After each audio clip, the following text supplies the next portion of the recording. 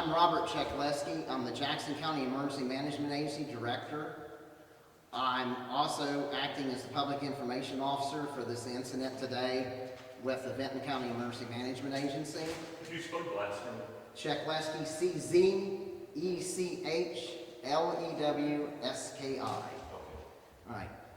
We had an incident that occurred approximately 8:30 this morning at the Austin Powder plant, which is the Austin Powder Red Diamond facility, which is located northeast of MacArthur, just off of 677 State Route here off north of 50. Okay. There was a chemical release out of a 5,000-gallon nitric acid tank, which released 3,000 gallons and created nitric oxide. Now the plant is located 27 miles southeast of Chillicothe, and the plant is actually an explosive manufacturing plant. They make explosives there for commercial use. There was an evacuation of 3-mile radius initially around the plant, and then they eventually evacuated the village of Zaleski, which has approximately 750 residents. The Vinton County EMA utilized their HyperReach mass notification system, along with there was radio announcements and television announcements. The Red Cross opened up a shelter at the Vinton County High School in MacArthur, which is off the 50, just to the west of the village of MacArthur. The Federal Aviation Administration implemented a temporary flight restriction of a radius of 30 nautical miles with a 23,000-foot ceiling around the area at 10:25 this morning.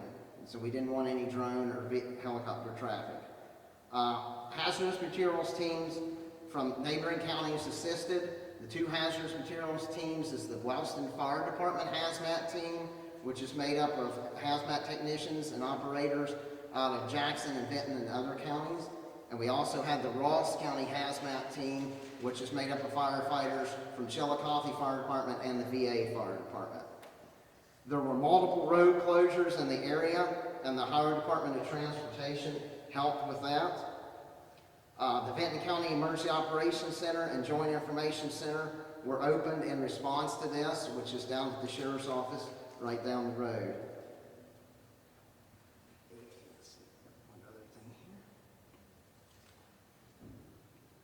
And I already mentioned to you that the chemical was nitric oxide that was in the plume. I'm going to turn it over to the Health Department to tell you the effects of nitric oxide. So I am Brad Price with the Vinton County Health Department. I'm the Director of Environmental Health with them. Just briefly on the symptoms, we've had some changing information, but for nitric oxide, you're looking at symptoms that range from irritation of eyes, skin, nose, and throat, to drowsiness and maybe some unconsciousness. That's for acute exposure. There's not going to be anything that we know on long term with the recentness of all of this. What we would recommend, if you feel that you've been exposed, clean yourself, irrigate eyes, fresh water, those kind of things. If you feel any lingering effects past that, contact your primary care physician or get to urgent care or the emergency room for treatment. I would also add that the National Weather Service on Charleston, West Virginia was involved with plume modeling, and they were giving us plume modeling updates approximately every 30 minutes. And the last plume update I had the plume that was just to the south here from the plant. So, like I said, this is still an active incident. We still have the hazmat teams working on the things out there at the facility. So. All right, questions? For people evacuating, how long do you expect that they're going to be out of their homes? Is EPA monitoring this? Okay. They are actively monitoring at the plant. They'll be working with Ohio EPA. I'm actually a member of the Wellston Fire Department hazmat team. I'm the firefighter hazmat technician, so I'm quite familiar with this. So what they'll do is once they have the leak contained, they'll conduct air monitoring out there, and then once they know that it's all safe, then we'll be releasing to the public and the media that it's an all clear, and then people can get back in their homes. But that could be days. Hopefully not. Normally an incident like this would probably last few hours. It's all gonna depend on wind conditions and the amount of concentration that was released, so. And there are facilities throughout the county that are designated as shelter in place. This is one of them, if we needed to open it up. The schools are one. You're looking for places that have, you know, obviously shelter and then bathroom, shower facilities, those kind of things. If we needed to expand that, we would tap into that network and find places for people to be, if it's gonna be a long-term displacement. Red Cross and United Way are operating a shelter right now at the high school, the Vinton County High School. You had talked about the flume. Any danger of it drifting toward West Virginia or other areas? No, the plume actually that was being monitored by Charleston National Weather Service was actually going up to the northeast. And the last time they had it, based on the amount of volume and the release, it was just south. It hadn't made it quite to the village of Zaleski yet. So it was, thankfully at this time, it was quite in a rural area. And once they get it released, that nitric oxide there, it'll tend to start dissipating, okay? So I'll see if we can eventually get a picture of the plume. I'll have to try to get one of those from the EOC.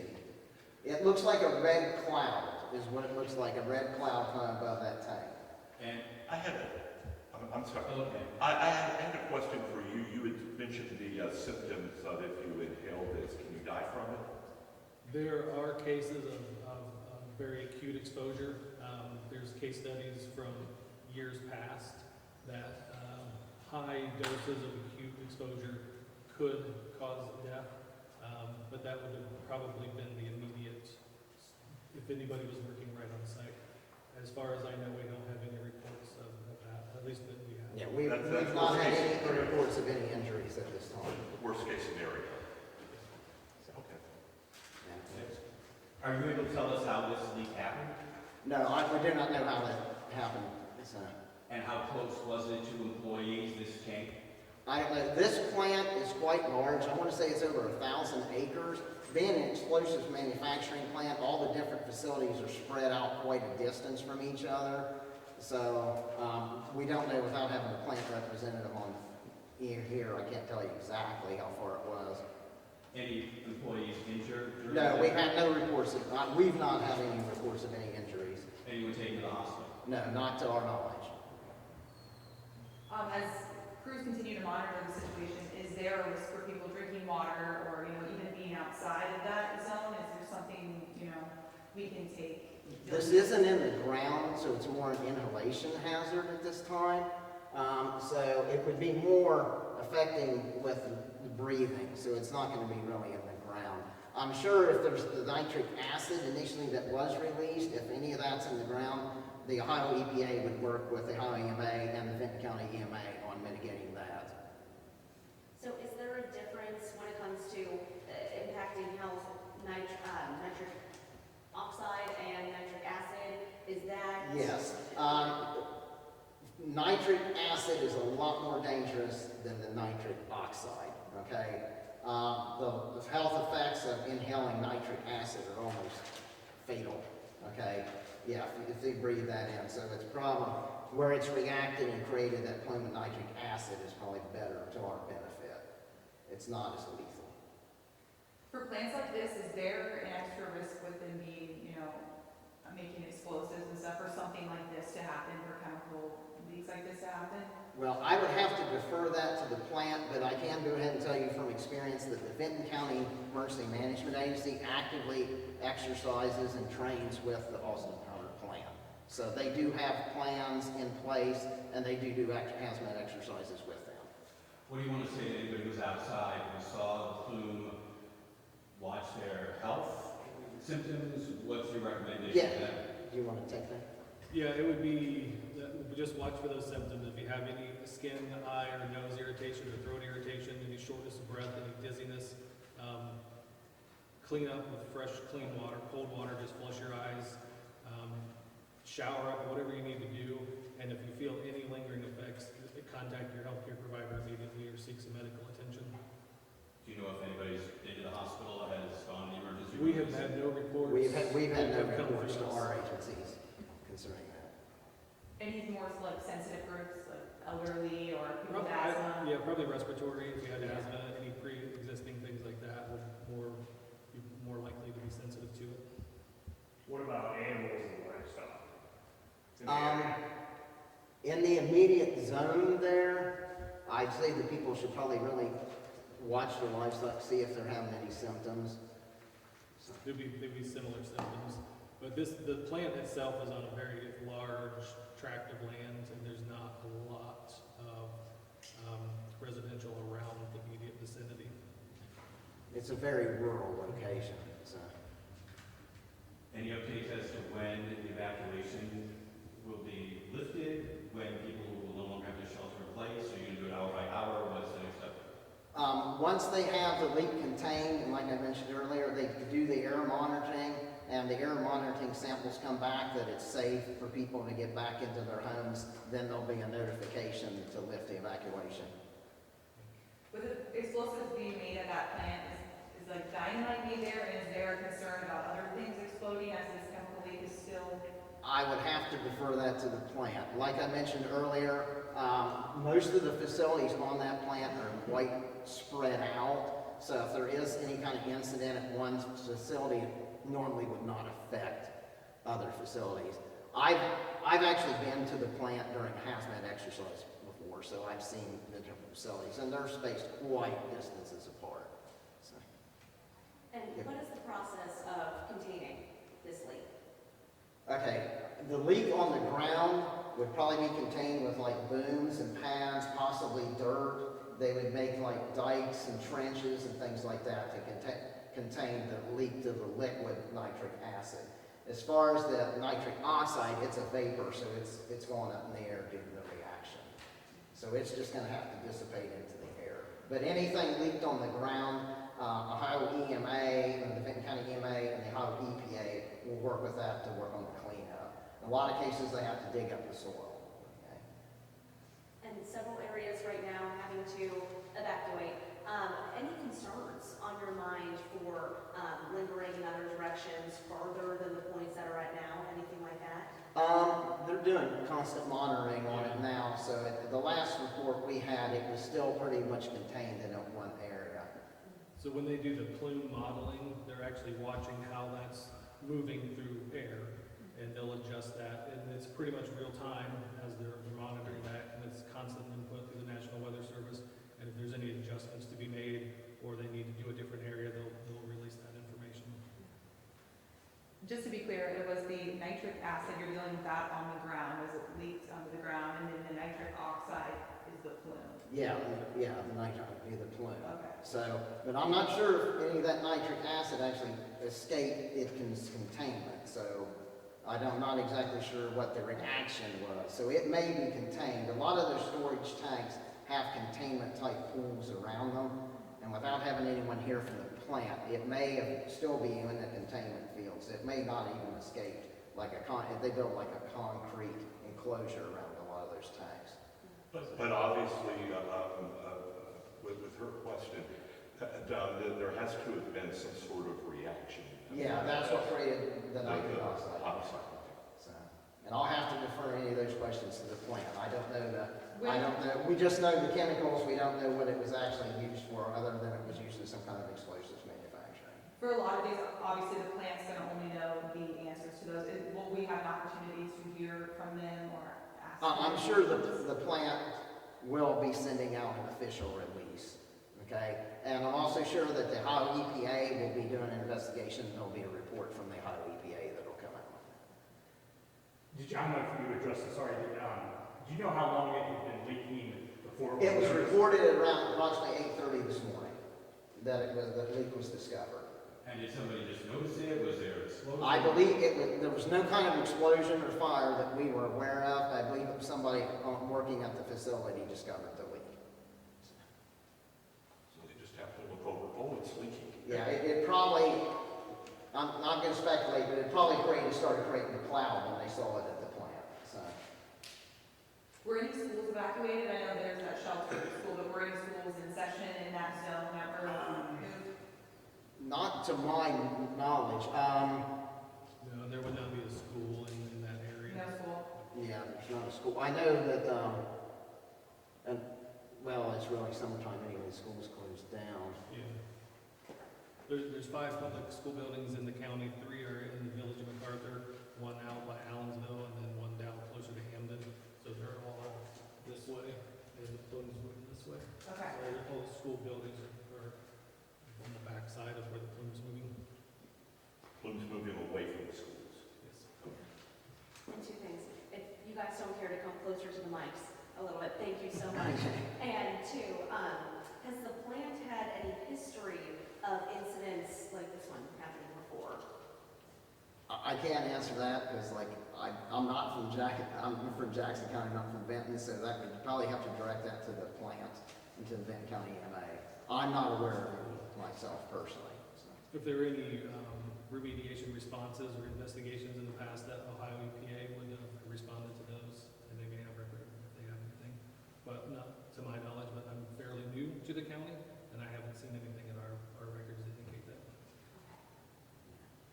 You know, you spoke one, you do hazmat drills, you do emergency drills. Yes. Maybe talk about the importance about when something like this happens, you guys have kind of been practicing for it. Yeah, every county has a local emergency planning committee, so we have hazmat plans in place, and every county has an emergency operations plan, and we also have evacuation plans in that, and we're required by Ohio Revised Code to conduct LAPC hazmat exercises each county every year. So we conduct those exercises either tabletop functional or full scale, and sometimes we do them in multiple counties combined together with our hazmat teams. So, like I mentioned earlier, I know Vinton County has had a couple of exercises with that plant before. But we do this primarily, we do it for facilities and also for chemical transporters on a yearly basis, every county in the state of Ohio. And I think most counties, even West Virginia, they do that too, so. And just so it's safe for us to say, when it talks about the impacts for health, that it's at the time when you announce the evacuations, people had enough time to get out. So say if they crept up on it, they might experience a sore throat, itchy eyes, something like that, but nothing to a deadly point or something to that nature, right? From our understanding, no.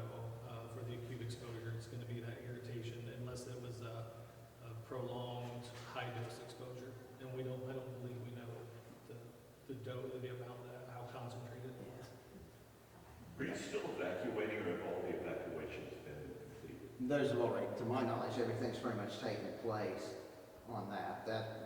That occurred fairly rapidly. They did the initial 3-mile out from the scene on that, and then eventually they evacuated the village as a Leslie.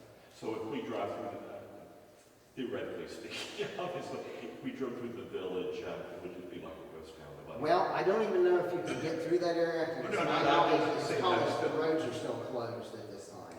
But if we drove through there, I'm saying hypothetically, it'll be just like a ghost town. Theoretically, yes. So, yeah, it should They be, would have yeah. asked everyone to evacuate. Yeah. And a lot of times, I will mention this too, that a lot of times, based if on incidents, sometimes we shelter in place, but since the plume was heading towards the village, that's why they did evacuate. So. And anything else that you would want to add? Obviously, safety, first and foremost here. For lack of a better term, maybe it's a blessing in disguise that it was that nitric oxide Yes. that was released instead of that nitric acid, just based on the comparisons that you gave. Yeah. Anything else you would want to share about that and people's safety? I would, just drive home the fact that if you feel any symptoms at all, do your first aid at home, clean up as best you can, flush your skin, your eyes, your mouth, whatever it is. And if you feel anything at all, either go to urgent care or contact your healthcare providers. That's the main point in any exposure like this, or any potential exposure, is take care of yourself first and seek medical treatment if you need it. And the Vinton County EMA Emergency Operations Center will be giving updates throughout the day to see what's going on, hopefully it can get contained fairly soon. So. Will that plant stay, Austin Powder stay closed? And for how long, you know? Or is I that a question for the That would be a question for the plant, and that would also be a question probably for the Ohio EPA, because I'm sure they'll conduct an investigation into the release and cleanup too. So. Robert, did you say who all's been involved with this? Yeah, and let me go ahead and mention that Bill Fott, the Vinton County EMA director, has been on scene pretty much since the incident started, and Brody Davis with the Ohio Emergency Management Agency has been on scene. So those two have been on scene. Myself, I've been working on the Emergency Operations Center with the Health Department representative. Also, we have the Athens County Deputy EMA Director, Melissa Blank, has been helping with the public information. Mark Egger, the Hocking County EMA Director, is down at the Emergency Operations Center helping the Deputy EMA Director for Vinton County, which is Dave Gill. So we've had and also Mark Thompson with the Ross County EMA Director is here too. So we've brought in quite a few EMA directors and deputy directors from around surrounding counties to help. It may be too early to get an answer on this, but do you think that the plant will have to have any kind of fine or reprimand for this kind of? That would be between the plant and the Ohio EPA. I can't really answer on that. Thank you. Thank you very much. All right, thank you. Like I said, we'll be giving updates. I've got all your email addresses and all of our official press releases that are written up. We'll email all that to you. And once we get some pictures from the scene, we'll try to email those to you too, okay? Thank you Okay. so much. Thank you all for coming.